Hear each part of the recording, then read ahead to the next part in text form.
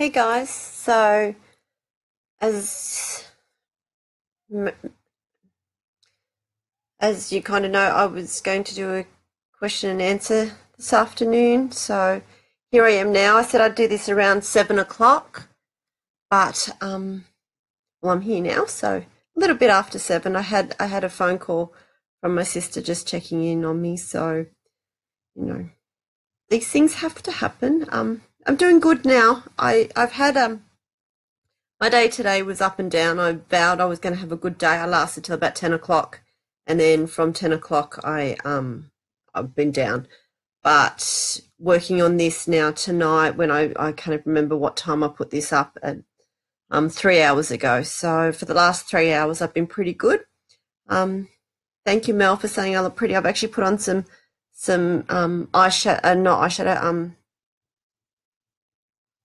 mascara. Sorry, the brain just goes into thinking a little bit of lippy. So just to make me look a little bit better. I hope the colour and everything's okay. My light in here is not that great. I've got a light behind me too. I did have this on me, but I look like I just was eyeballs and a mouth. So I hope this is okay. But this is part 1, because I may actually do a few of these, I think, because I have lots and lots of questions. Thank you so much about the questions. So I thought I'd just start and go through them and see how we go. So Ash was the first person who asked me a question, and she said, what made you interested in true crime? As many of you know, my plans, well, not that you would know, but you probably heard me say this. I started life planning on being a singer and a dancer. My life goal was to be, I guess these days it's a Katy Perry, but back then it was kind of a Cyndi Lauper or a, some massive pop star. Sorry, just watching the cat go into my cupboard. But anyway, that was my plan, and what it became was true crime. What happened was, it was Sydney in the late 1980s, and a serial killer was hunting elderly women on the North Shore here in Sydney. And I was very interested in what they were doing. It was around the same time that Silence of the Lambs come out, which is very, very important in my life. And they were looking at profiling the case, and they believed that the granny killer was going to be a young boy, like a teen. And they had all of this profile set up, and it ended up being an elderly man who, well, not elderly, I'm sorry, he was 49. Like I'm coming up to that now myself. That's a bit weird. But it ended up being a middle-aged man with a wife and 2 daughters. And I was pretty much hooked then to see how normal this man was, and how amazing that we expect our serial killers to be some sort of horrible, snarling madmen, where they're actually very normal and average. And I think that's where I was hooked on crime. And what missing person stories do you find the most interesting? Ash, there is a lot of them. I won't say enjoy missing person cases, but I'm intrigued by them. I find them absolutely incredible. A lot of the South Australian cases are very important to me. I have an affinity with South Australia and Adelaide. I love being in Adelaide. And the cases over there, I've met a lot of the families and everything involved in the South Australian cases. So I think a lot of those are well, when I'm back on my feet and when I'm concentrating and everything. When I got back from Adelaide on the Thursday, and on the Friday, someone sent me a whole lot of files and information to go through. And when I'm actually back on my feet and able to concentrate a little bit better than I am tonight, my plan is to actually dig into the Adelaide cases. So we're talking about the children in Adelaide. So you've got obviously the Beaumont case, which is the biggest, but there's also the other cases like Joanne Radcliffe you know, sorry, my mind's gone a bit weird now thinking about when I was in Adelaide. But it's those cases that I think are going to drive me on, and it's something that was meant to happen on that Friday, but from there it's actually going to come back round, and it's going to be a massive project that I'm really not looking forward to, but really going to embrace and love, to be able to help those people, and hopefully we can maybe even find some closure. Mike in the UK, from Hull in the UK, said his favourite cases are Ned Kelly and Frederick Deeming. I wrote about Ned Kelly in one of my most recent books, Mike, and actually I wrote about Frederick Deeming too. I actually have a whole chapter on Jack the Ripper in one of my books, which is Rope, The History of the Hanged. So that's one of those things that I will be doing. So anyway, have I heard about Randy Leach? Ash, yes, I have. It's an unusual case, and the foot didn't belong to him and all of that sort of stuff, but that's something that I should do as another one without going in and explaining the case. So Chris said, what's the single most important character trait that stands out in the majority of serial killers that you've spoken to that a normal person doesn't usually have? Now, Chris, this is an interesting question because we expect serial killers to be different from us, but serial killers are not different to us. If they were these monsters and these evil people that we expect them to be, what would occur is that they would be less successful. They wouldn't be serial killers, because what happens is that they're charming and they're personable and they enjoy doing what they do, and they're able to get the victim into the car, or able to get the victim to trust them enough in a very quick encounter to get them to follow them. Often, yes, there are those that abduct and, tear people from footpaths and all of that. But a lot of killers, especially the big ones like Jeffrey Dahmer and Ted Bundy, they actually talked and chatted to these people, that these people come willingly with them. Now, if they were a monster, that wouldn't happen. So it's actually, they are great conversationalists, and more so than most people I met. Granted, I can probably talk underwater with a mouthful of cement, but I'm actually a poor conversationalist. Well, I think so.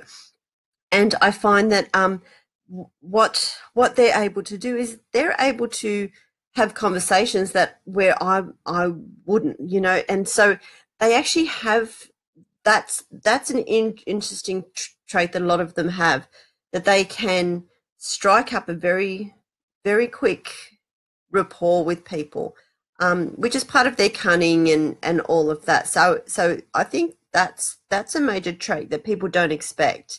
They expect them to have this, darting eyes, or, horrible abuse from childhood and things like that. But they actually don't have that.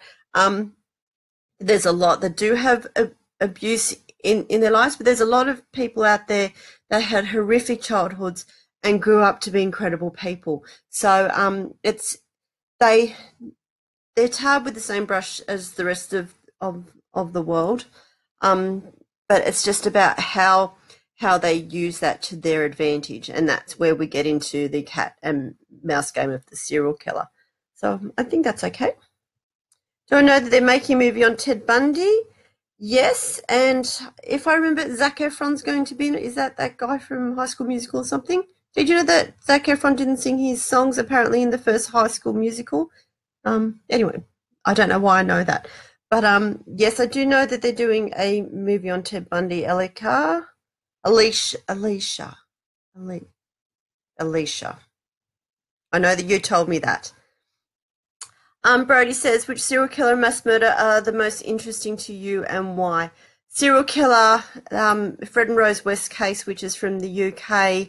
That is one of the cases that, to this day, I buy everything I can on it. It is one of my obsessions. I don't know why. I think it comes down to the arrest, and they had Fred. I love telling this story, so you're all going to have to hear it. Oh, sorry, it just went out of my thing, so I just have to go back into my questions. So what was happening? Oh, I just saw myself live on my phone. That's really, really weird. When Fred West was arrested because they suspected that he'd killed his daughter. And they asked him to confess, and he refused to confess. And he was there for days and days and days, being questioned. And there's a really good film on it called The Appropriate Adult. It's a very, very good film, very good casting, certainly worth seeing. But when he was arrested, they were digging up the garden, and he was starting to get worried and everything. And then finally they come to him and said, "We found bones. We found the leg bones, Fred. You need to confess." And he said, "Okay, yes, I killed Heather," which was his daughter. However, what they said next to him was that there was 3 leg bones. And that to me is, you can't write that. It is just a fascinating part of the story. And if it's folklore or not, but it's in the book written by Fred's lawyer. So it's a very good story and very much part of the case. And I think it's from that I've been enthralled by the case, when they could go for 20 years and kill all of these young girls and no one knew. They were just disappearing. So that's my favourite serial killer case. Not favourite. Favourite's not the right word, but yes, that's the case I find most interesting. Mass murder. I mean, it's easy to say Martin Bryant, but I think I have to go with Charles Whitman in The Tower in Texas. I think that was one of the first books I ever read. I'm going to say it was called Terror in the Tower, but I could be wrong. It is a really interesting story, and he, like a lot of mass killers, he started off at home and killed his wife and his mother, and it went on from there. Guys, you're asking me questions here. I got lots of questions. I will try and get to them. If I don't get to them, I think I might do another one later or maybe tomorrow or something. This is very good therapy for me. So, guess I'd say that Charles Whitman in The Tower in Texas is a favourite mass murder case. As I said, because it was one of my first, and the theory is that he had a brain tumour and that's what caused it, but I can't confirm that, so I will say it is truth because it's in my head, and I usually like to make sure I check my facts, so I think that's why. Wallace Mel. The killers you write to that refuse to admit their guilt. Most of them. Which one would be the most delusional? Probably Ivan Milat. I know that's an easy one to say because I've spoken to him a lot, so I won't. Because there's other killers I talk to, but they're a secret until I decide what to do with all of this information I have. I currently have about 50 letters now waiting to be responded to. I haven't written to any of them since before I went to Adelaide, so it's about 6 weeks ago. That I last wrote to a killer, so that's something I need to do. But yeah, I think Ivan, as I've said to people before, Ivan would probably pass a lie detector test. And then I was doing some research the other day, and the reason that lie detectors aren't used in court is because between 30 and 40% of psychopaths can pass a lie detector test.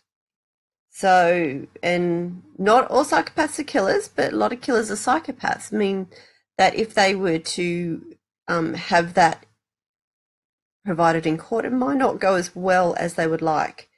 So, yes, Don, yeah, I'm sure that the Whitman autopsy said that there was a brain tumour in Whitman. I'm pretty sure I read that somewhere. And Wallace goes on to say, and of them, if released, who would you think be voted the most likely to reoffend? Really, that's a tough call to say who would reoffend. I mean, we think of people like Ed Kemper now as like the gentle giant, and you think that he'd be able to get out of prison and go and live his life. But I mean, he was released once before and went on to kill again. There is a few that do go on to kill again. Oh God, I patted the cat before, now I'm all itchy. I apologise. But really, I think a lot of them would kill again. But I don't think that prison is a deterrent. A lot of them realize very quickly that it's just a change in life being in prison. That's something that is a common thread through all of the killers I've interviewed over the years. One of them said to me a long time ago that once you've done 7 years in prison, the rest is easy. So, because that becomes your new daily life, and so that's what they do, and that's what they get used to, and that doesn't change. So, so it's not deterring them. So, going out and killing someone, knowing that you're going back to the same world, I don't think is a major issue, especially when most states in the US and here and England, everything no longer have the death penalty. Though there's still places like Florida and Texas that do. But knowing the outcome, I don't think it would stop them. If they had the compulsion to kill, I think they would do it definitely. So, but who? God, I know hundreds and thousands of killers, so I really don't know to pinpoint. But a lot of them would, I think. Do I have any pen pals? Now, I don't like the word pen pal. These aren't my friends. They're not my pals. These are research subjects. So, God, my hair looks dreadful.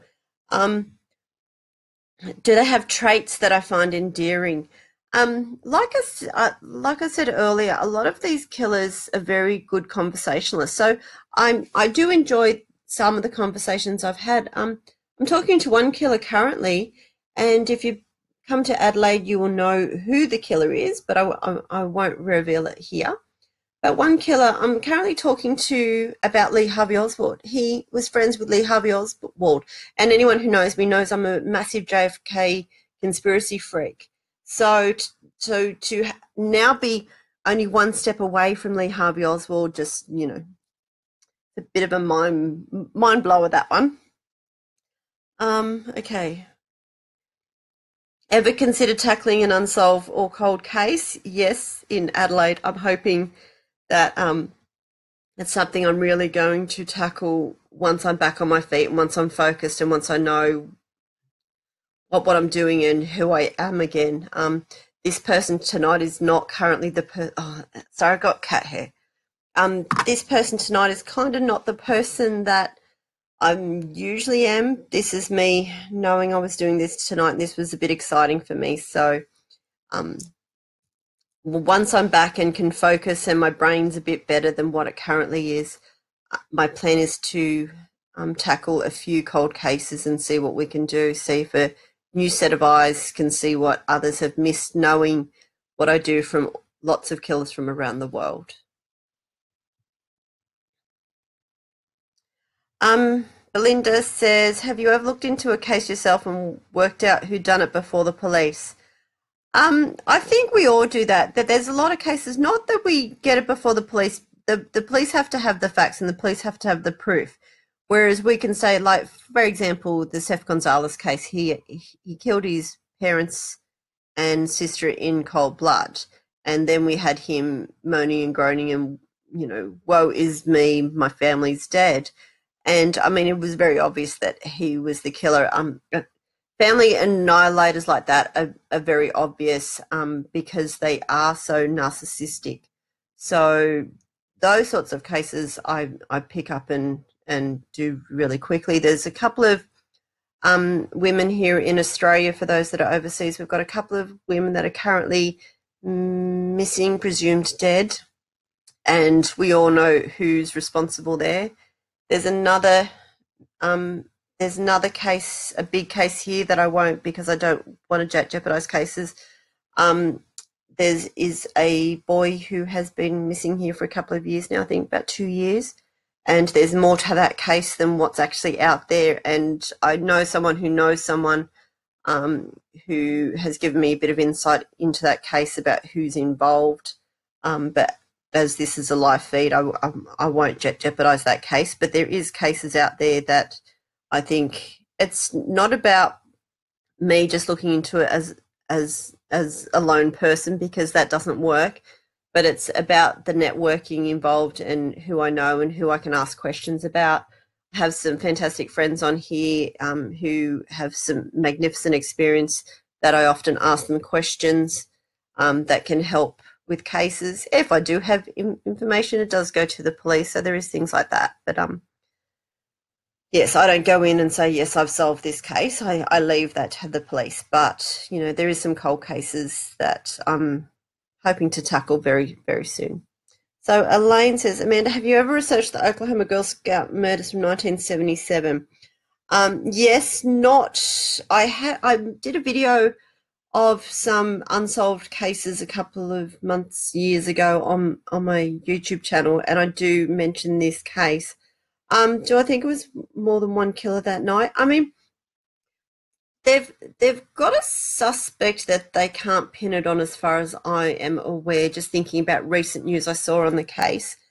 But I think the Oklahoma Girl Scout case, I think because it was such a random act of violence, it's one of those really hard ones to solve without evidence. You know, they will know who the killer is, but it's about getting them for the case. Again, I mean, the way that the girls were found together, they were weirdly posed, if I remember rightly. It's one of those cases. I'm intrigued by cold cases, so it was one of those cases I do look into. But yeah, I don't think it was more than one killer from what I can think of off the top of my head. So, Chris says, what differentiates a serial killer from someone who kills in a crime of passion or in the commission of a crime? A serial killer. Now, the term serial killer is such a broad term, and in my book, Murder on the Mind, which was supposed to be one of 3 volumes, the other ones are coming. I actually break down that term serial killer because, you know, Jeffrey Dahmer's a serial killer, but so is now my brain's gone blank. I'm just trying to think of different sorts. Mary Beth Tinning is a serial killer. I'm trying to think of a poisoner. I cannot think of a single poisoner right now. But you know, Jeffrey Dahmer kills one way, Mary Beth Tinning kills another way.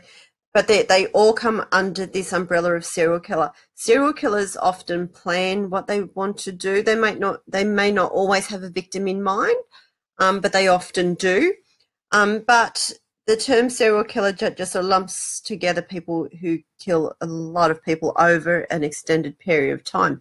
Now, there's people like David Burney and his common law wife, Catherine, who are declared serial killers, but I would actually more call them a spree killer because they killed over a shorter period of time. It's only about a 6-week period. And in that sense, people like Jack the Ripper should actually be a spree killer and not a serial killer, because it's such a short time. Serial killers actually extend beyond that sort of period. It's usually that long between the first and second, not, you know, 5 victims in 6 weeks. So the serial killer term covers a lot of different victims. Oh my God, I'm like up to question 6 out of about 40, and I'm almost at half an hour. But a crime of passion is definitely something different. And a crime of passion doesn't necessarily have to be killing someone. There's a lot of different sorts of brutal crimes, and even suicide can actually come under a crime of passion if you really want to consider it. That can sometimes happen. But a serial killer plans what they're going to do, whereas a crime of passion is literally something that happened in the heat of the moment. People who kill in the commission of a crime, I mean, there are serial killers that do that. Jerry Brudos killed purely because he had a fetish for high heel shoes. The killing was more about an end result to what he wanted to do, and it wasn't actually his plan. It was more about the shoes. So Brody asked, when did I first become interested in true crime? I've answered that earlier. I love this question from Brody. You're stuck in a lift with a serial killer? Oh no, actually, Brody, you said, when did I first become interested in crime? 1988 was about the first time, which was also the centenary of Jack the Ripper. You know, just Just putting it out there. But I love this question from Brody. You're stuck in a lift with a serial killer. He or she has no way to hurt you. Who do you pick? Well, I mean, I'd like to pick someone from a case that's unsolved, you know, Zodiac or Jack the Ripper or someone like that, purely so then we could solve the crime. But if I was to spend time in a lift, you know, thinking I have to make small talk with someone, I think Ed Kemper. I think his intelligence, because his IQ is higher than mine, which is most serial killers aren't. I'm finding I'm smarter than most of the ones I've spoken to. But I think Ed Kemper would be someone I'd really like to basically pick his brain, which is an awful thing to say because he decapitated some of his victims and kept the heads. But anyway. Brody then asks, what kind of crime do you find the most repulsive and difficult for you to comprehend? That's easy. Crimes against children, all crimes, like particularly sex crimes, but any crimes against children. You know, if you've got to kill someone who's had a life, it's tragic, but to take someone's life before they've even lived it is just it gets my heart. I wrote a book on child sex predators in 2008 or something, and that broke me. It was a horrible, horrible book to write because of where I had to go in research, what I saw, and it's stuck in me forever. It haunts me. So, or can't it? So that's we'll come back to that one. Brody then asks, with the massive increase in the consumption of the drug ice, violent crime is skyrocketing. Do you know that that's actually not true? I deal with things like that, and it's not increasing any more than it has with other drugs that have come before. Ice causes ice rages, but it's not as prolific as people are making out. Well, it's not here. I will say that. There has been some knee-jerk government reaction to some of this sort of stuff, but it's not causing the major crimes. It's causing more harm to self and those in the protective services, our ambulances and our hospital frontline and all of this. They're actually being more affected than actual, because that is a crime, so I can't say more than actual crime, but it's more prevalent there than it is in, you know, this isn't causing serial killers to be out there. So, I mean, it's a bit out of my research umbrella, but it's just something that I think it's a bit of a beat up, but I think also it is something that we need to worry about. But I think it's killing them. Like, the use is quicker than it's hurting other people, kind of. You know. Do I believe in capital punishment for the worst of the worst serial killers, mass murderers and pedophiles, etc.? I'm sitting on the fence on capital punishment. I've written a book on capital punishment. I don't give my opinion in that either. I think it's not up to me to kill someone else. You know, if you kill a killer, then there's still a killer out there, and it doesn't deter others. It doesn't stop these things from happening. Or one guy would have been hanged once, and we would have no more crime. So it's not a deterrent. Should these people stay in prison for 60 years? I don't know that that's the answer either. I don't know what we should be doing to them, and I know a lot about crime and punishment throughout history. I can't tell you what the best answer is, but if you talk about a capital punishment as a deterrent, it's failing.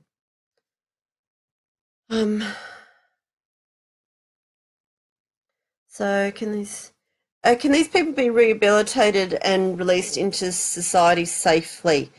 No one can predict human behaviour, regardless of profiling, regardless of anything like that. Saying, can we predict future crime? We can't. So there is no possible way that you can predict that someone is 100% rehabilitated and they aren't going to commit crime again.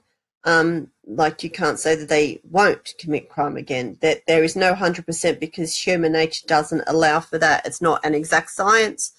So we can never say either way. And so governments and protective custody and all of that exists purely because that is the better option. So, okay, who do I think is responsible for the Beaumont children in Glenelg Beach? Stay tuned. So that's part of the South Australian things that I was talking about before. Leave it with me. I'm getting there, guys. From Tanya. From the study of existing serial killers, could we ever find a way to detect and prevent this from occurring again? As I just said, I find that we would love to. I mean, I spend a lot of time talking to serial killers. I get more Christmas cards from serial killers than I do from normal people, sadly. But I mean, the easiest way to describe it is to say, we have babies and we buy the baby books and then we get upset and we get depressed and we don't know what to do because the babies aren't doing what the baby book said the baby would do. That's human nature. We can't say that if 400 people do the exact same thing, if put into the same situation, that the 401st is going to do the same thing, purely because human nature doesn't work that way. We all like to think that we're individual, and we are. So, 10 serial killers would take that victim, but the 11th might not be interested. So it's something we can't confine people because of what they might do. We can't say, well, he wet the bed till 12. He was sexually abused. He started fires. He harmed children. He had delayed development, so therefore he must become a serial killer. It doesn't work that way, unfortunately, because 3 of them might, 2 of them might not, or 100 might not, and 1 will. So we can't predict it because it's not an exact science. So it's something that we just need to learn to sort of, we've learned to strike earlier in the capture. So, a serial killer that might have in the 80s gone and killed 35 people are now killing 4. So we are detecting them earlier, but we can't predict that they're going to go and kill 12 people, and so we have to get them. There's a lot of people in prison for 1 or 2 killings that aren't declared a serial killer, that had we not caught them, they could have killed 100. So I think we have advances in detection, but we don't have advances in prediction, which is a good thing. So, what do you think of wives who kill their spouses because they've been extremely abused over and over and they've just had enough? Karen, that's a tough thing because it makes you wonder then. I just realised that my phone's dying.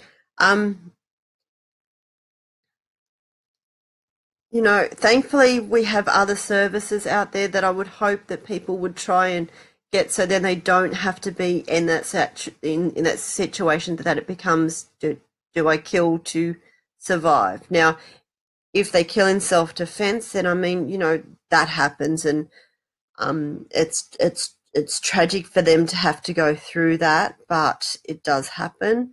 To kill to prevent further abuse is a bit of a grey area. I'm not in that situation, so I don't know personally what I would do, but I would think that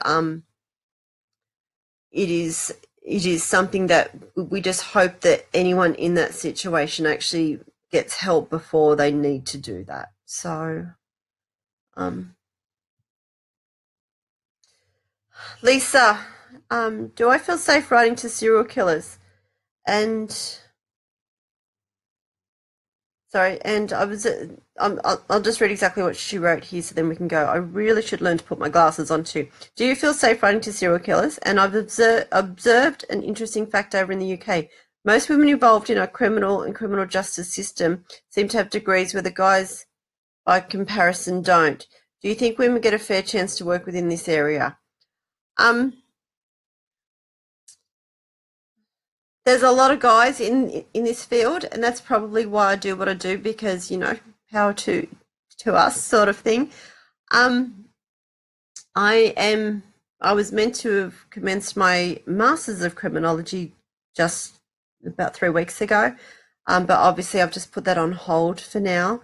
I think it's no different to a lot of other fields, but at the same time, I don't know, because I'm not a guy, but I find that being a female in this field, how do I put this? Because it sounds weird and creepy. What I'm thinking is weird and creepy. It's a good party trick, and people expect me. An example, I was waiting for a photographer one time to meet me in a park to do photos with me. Now, he was going to go and meet a reality TV star who'd been on one of the Got Talents or something, and then he was coming to meet a true crime author. Now, the Got Talent guy that he went to meet, he goes, "Oh, I was expecting this indie pop, this pop star who was going to bounce around and be all, Katy Perry kind of thing." He goes, and I turned up, and he's got crucifixes and pentagrams and all this, conflicting religious stuff around his rooms, and black nails. And he was like that typical, I'm really trying hard to be out there. And he said he really gave me the creeps. And he said, then I was coming to meet a true crime author, and he's like, great, I'm spending a whole day with creepy people. He actually walked past me 3 times standing at the park until I stopped him and asked if he was the photographer. And he goes, so you're the true crime author? And I said, yeah. And I was in like a suit. And he goes, oh, I was expecting creepy and weird. So being, which is usually what people say to me. They expect this, I don't know, weird goth chick. If you met me 20 years ago when I was first with my husband, you would have met the weird goth chick. I had red hair and nose rings and all of that sort of stuff. But I think being a female in this field, it gives me a different opportunity. And yes, the serial killers probably talk to me more because I'm female. I'm not quite sure. I seem to have more success than a lot of people do talking to a lot of people out there who won't talk to the general public. But at the same time, it's not going to stop me getting those extra degrees. Pardon me. Because I think it's a really important thing to have. I believe in learning and learning often. So I like to learn new things. I've just completed this Masters in Writing. Well, actually, I haven't completed yet. I have 2 more things I promised myself I would do today, but I didn't get there. But I think the females in this field, we are few and far between. But at the same time, when I think about true crime authors or criminologists and everything, the ones that come to mind are, well, they're friends for a start, but there's like Diane Fanning and Anne-Marie Ackerman and Catherine Ramsland, and I mean, all of them come to mind first. Granted, yes, there's David Wilson, and there's a lot of others out there as well, and John Douglas, my hero. But I do think about the females out there too. Anne Rule. I almost said Anne Rice then, but she's a very different sort of author. I do have signed books by her too, though. But it's just, I think it's a field that's very interesting, and I think I think the girls are out there and doing well. So I mean, the people that I've just mentioned, they all have the degrees, the males and the females. But I don't know. I just think it's something that is interesting, and as I said, being a female, because it is a bit of a boys' club, but I think us girls have got in there a bit as well. So I just have to go. I have some more questions on my other page, so I just have to go there. If you hold on one more second, Just got a couple more questions. Brooke asked me, who is the most interesting serial killer that you've corresponded with during your career and why?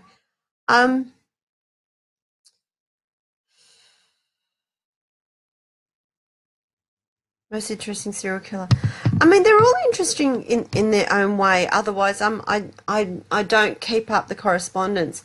There's some out there that are absolute deadbeats, like Richard Ramirez. Oh my God, and Charles Manson. Oh my God, just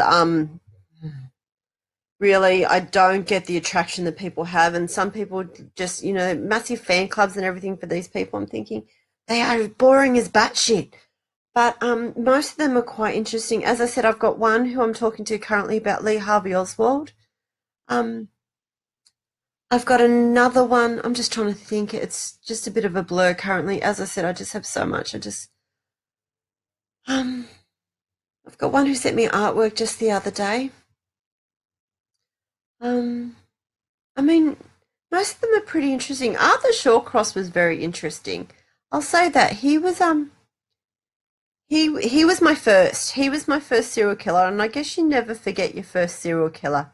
So I don't know how many people say that question. Most of you would have your first serial killer, maybe not sort of face to face and all of that sort of stuff, but you'll always have that first one that you knew about and asked. So but Arthur Shawcross, I think.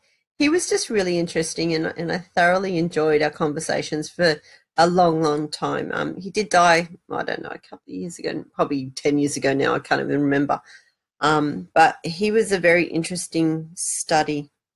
So my cousin Tim just wrote Martin Bryant. I don't know what you want to know about Martin Bryant. Martin Bryant, I can't get to. I would really, really enjoy talking to Martin Bryant, but I just can't get to him. And I'm starting to wonder, with just a couple of bits and pieces I've seen and read and heard, I just wonder, we've been led to believe all these years, because that happened in 96, I'm pretty sure. And we've been led to believe all these years that Martin Bryant was this crazy, dumb moron who, took out one of the most deadliest shootings of all time in civilian life. And just a couple of things I've heard over the years have suggested that maybe he's a bit more cold and calculating than we've been led to believe. So that's why I'd like to get to him just to see. I've written many, many times, but I get no response and I don't get a return to sender either. So I don't know if he's reading them. I don't know if he's not allowed to have them. I just don't know. So he's just one of those. So I've had a few questions on here. It's not letting me go back. So let me just see. Oh, I can't go back. I can't go back through the questions. It won't let me. I'm trying. I'll start at the bottom. If you want to, I can only just see the last two questions, guys. So I know that there were some more. Kate Marsden, is there a killer who you haven't spoken to you hope to hear from? Rosemary West, I have, like Martin Bryant, I've actually contacted her many, many times, never got a response.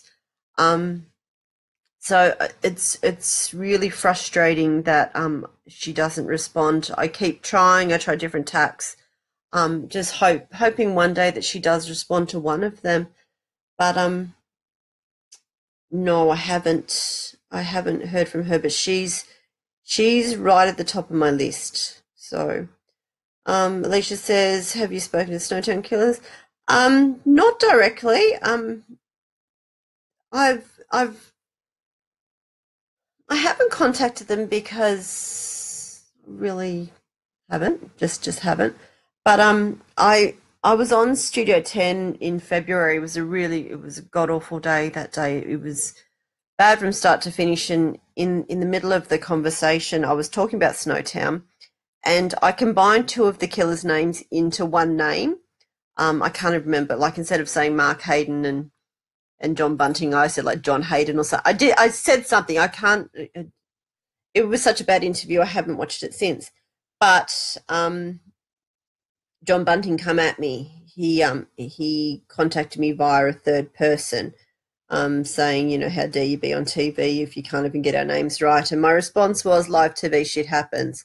It shut him down real quick. But it was just something that happened. So I do have a link to them, but it is just something that, the Snowtown guys, I don't know. It's just something different, and I don't know, because they're a bit of killers for profit. So that sort of turns me off that case a bit. And, you know, it was, I don't know, it's just one of those cases. I know it's a massive case, but with all of the others that I deal with with everything else, it's just one of those cases that I haven't really gone further into. As I said, I can't go back to the comments. So, hey guys that have all joined, I thought I'd do this for about half an hour, but I've actually just trying to see the comments. Hopefully this doesn't cut out the thing. No, hang on. I know how to do this. Hang on. Let me just, I'm just trying to get to your comments, guys. It's really weird. I'm just trying to get to the comments. Okay. Let me see. Do you find unsolved cases more interesting or solved cases? That's from Mel in Adelaide, my lovely girl. Mel, I am more intrigued by unsolved cases. I think because we have that frustration and we have that desire to know and we want answers. Closure, I don't know, is a load of bullshit right now. My perspective on a couple of these things have changed, but I think not that we can.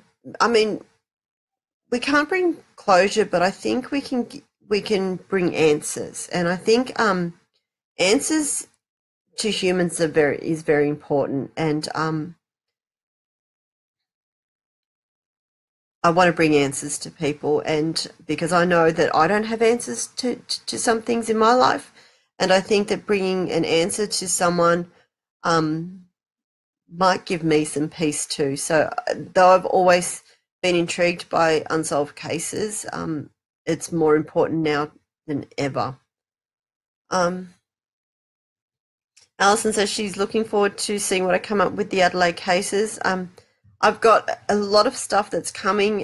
As I said, the days I come home from Adelaide, I got sent a whole lot of files and a whole lot of contacts and some people to talk to, and I'm really hoping that we actually do something with it, and it's actually going to be an important thing and an important part of my journey as well. Joe Semler, traits and serial killers. Yeah, I mentioned that earlier. So it is something that is quite interesting. As I said, they aren't monsters, and I think that's what makes them scarier. Samantha, what is your opinion on the Jonbenet Ramsey case?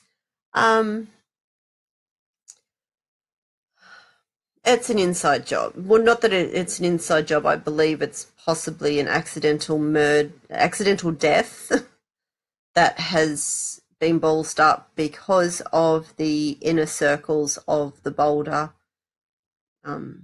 society. And I think that mistakes were made that we will never get, and well, we may get an answer one day, but I don't think the answers are forthcoming. But I also don't think that we're looking very far from home. So I have to choose my words carefully, guys, because I can't come out and say, well, I think it's this person, because I don't want to be the next person they sue. Mel asks again, do I plan to look more into the Somerton Man? The Somerton Man is a compulsion for me, and the fact that I have now been to Adelaide twice, and both times we went to the Somerton Man. I think that kind of shows you where some of my passions are. It's so Summerton Man's definitely on my list. Adelaide, guys, you have a lot that we need to solve. We need to fix this state. Charlie asked me which one affected you most, as in really gave you the heebie-jeebies. That is easy. That is our friend Richard Ramirez. Richard Ramirez is a vile, revolting, gross man, and that was my opinion of him before I started corresponding with him. That was my opinion during corresponding with him. That's my opinion now that he's dead. He was gross and revolting, and most serial killers, if they start gross and revolting, my response is like, pull your fucking head in, basically. Pardon my French. But with him, it didn't work. He just kept going and kept going and kept going, and I think he enjoyed it, but I don't care. He was gross and revolting. So Coralie asked, do I know the Mundy brothers? I was told they murdered people. My family lived across the road from them. Mundy brothers. This was in Campbelltown. Coralie, I'd need to look up that case, particularly when it's local. It's 38 years ago. I was 3 at the time. 38, 4, 5 at the time. I'll need to have a look into that one. Let me come back to you on that case. Oh, hang on. Who's the most intelligent? This is from Melinda. Who's the most intelligent killer you've written about? Well, Ed Kemper's right up there, so I have written about him. He was one of my first. He's a very interesting study, and I think he's an important part of serial killer culture, for a word. Oh my God, I was going to do half an hour, and we're almost at an hour now. He shows because we expect them to be more. I mean, up until sort of Silence of the Lambs era, we were meant to believe that they were of low to medium intelligence, but really we have a lot more Ed Kempers than we do Henry Lee, Lucas, Dumb. Like, I mean, there's a couple of killers I write to. Some of them have been in prison a long time. They've actually learned to read and write in prison, so they were illiterate, but that doesn't mean that they were stupid. But I think we expect serial killers to be dumb. I think probably one of the dumbest is, I don't know, because there's, yeah, I mean, Henry Lee's probably one of the dumbest, but I think because there's a lot of others I'm currently talking to, but I don't want to give out their names just now because I've got to keep this stuff for what I need to do later. But yeah, but the most intelligent, yeah, would definitely be Ed Kemper. Grandmother Terrell is a poisoner. Yes, Pete, that's your research. Marianne Cotton, of course, Alison. See, when I was thinking of poisoners before, I could not think of a single one. And it was Marianne Cotton I was actually thinking of. So which serial killers interest me the most? This is from Jason. Well, Fred and Rose West is my favourite case. But I think I like researching the couples killers. I think it's a very important dynamic to understand. I mean, to be that devoted to someone that you could do that and rape and kill girls and chop them into pieces together, I think that's a bond beyond what most of us would comprehend. I mean, my husband is my soulmate and my best friend, but if he started chopping up people, I would not be happy. I don't, and I don't understand, and it's something that I've spent probably the entire 20 years of my career trying to understand how these people can find each other to begin with, and how they escalate to this point of rape and murder. And it's just, I think it's an interesting journey that they go on to actually get to that point, because it's also interesting once they're found and how it proves how much it was a house of cards and how it all collapses very quickly and it becomes who's going to dob on the other one first. So I think that's an interesting part. It just proves that though they have this massively strong secret bond, it breaks very, very easily. So was it strong? So it's I do a lot of research on killer couples, not just, husband and wife, boyfriend, girlfriend, but two men together, like the Hillside Strangler and things like that as well. So it's very interesting how that all goes together. So Andrew asks, roughly how many serial killers do you think you've talked to? Roughly, currently I'm in contact with about 50. There's more coming and going often. Once I build the rapport with some, I bring in more and some drop off and things like that. So, but in total, probably 200, I think. So if I went back, because there's been a lot over the years and people like David Burney and Arthur Shawcross have died, and when that happens, sort of I pick up others and everything. So there's a lot more in there. So is there patterns that happens to lead up to someone killing another person? This is from Mark. I mean, with serial killers per se, because, I can't talk about everyone who kills, but with a serial killer, it's often a lot about fantasy and how they derive their pleasure, and what was working before no longer works now, and so they need to up the interest and up the ante. A lot of sort of these power sex serial killers sort of thing, like your Jeff Dahmer and stuff like that. It becomes about the dominance and the ability to control someone and have them as someone that would do what you want, because normal sex isn't enough. It often starts off as normal sex, and then you get the rough sex, and then, I mean, we all have our fantasies and everything, but the fantasies for a serial killer go beyond what we would even discuss. So, but it just builds and builds and builds until it's, I'll use the word explosive, but it doesn't have to be. It can be slow, long, and quite contrived, but it's about building on what they want and how they need to get it. So Mark then asks, who is the most scariest? For me, the most scariest. Now, I've had, oh God, sorry guys. I have had, now my hair's doing weird things. I have had about 3 nightmares in my life with serial killers and doing all of this stuff. So that's not a lot. But the most scariest case I've done, and I didn't get to meet him because he died very quickly after being caught, was David Parker Ray. Now, those people that have come to my talks, I actually play a tape recording from his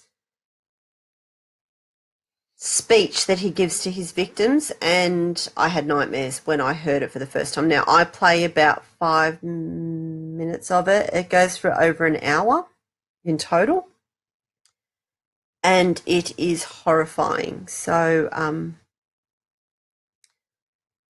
if you want nightmares, look up David Parker Ray and you can find recordings online. So Pete Banks asked, do I have a John Wayne Gacy clown? Oh, I certainly do. So, and those that come to my talks actually get to see.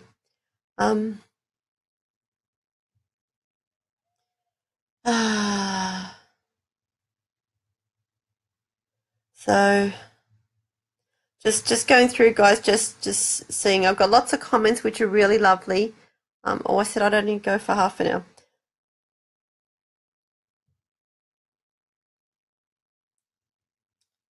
So I think that's about it, guys. Who was the youngest killer that you've replied to? I've had killers who have been in prison since the age of 17. That's from Ashley. Yeah, and I have spoken to one guy I'm currently interviewing. He's been in prison since 17, and he is 20 years older than me at least. So, and I'm only 20. No, only kidding. Sorry, I've got to make myself laugh sometimes. So he's been in prison for 40 odd years. Does that work out? Yes, yes. So it's so I've spoken to some people that have been in their entire life. So who is the most savage I've been in contact with? Again, I'd say it's Richard Ramirez. He was revolting. Oh, Roy Norris also threatened me too. I stopped corresponding with him for a long time. I only got back in touch with him just before Christmas. Oh my God, just before Christmas. I'm talking like it was last week and it was, 6 months ago. So he threatened me, but yeah, you move on after a couple of years. And Ashley asked, have I talked to a killer who did it over revenge?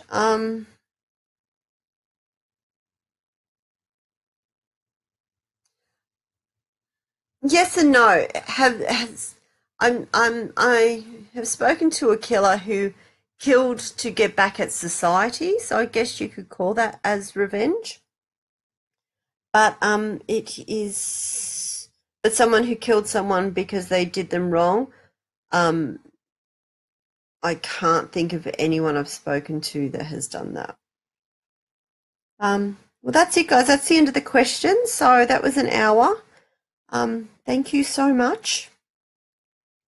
I think, yep, that's it. So I'll stop here, guys. Thank you so much. Thank you for listening to me waffle on about crimes. I have to say, like you all know, everything that's kind of been going on. This is good therapy for me. This helps me, and I'm really glad to have you guys come on this journey, to see me do what I'm doing and putting me back where I feel normal is very helpful. So thank you, guys. Your questions have been amazing, and I hope I answered most of them. If I didn't answer them, please put them back up on my wall, because this went well and this felt good, and I look forward to doing this again. And I am looking into podcasts, those who are really keen to encourage me to do that. I've had a couple of PMs and I've had a couple of people send me links and things like that. It's something that I will look into, because I think this works, and I will bring on other people and get people to talk to me and all of that sort of stuff, and see how we can put this together and make it all work. So thank you so much.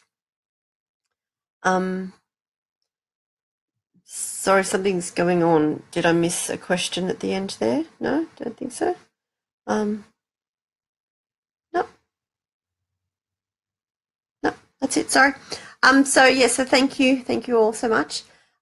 This has been fun. I haven't cried for an hour and 3 minutes, so that's always a good sign.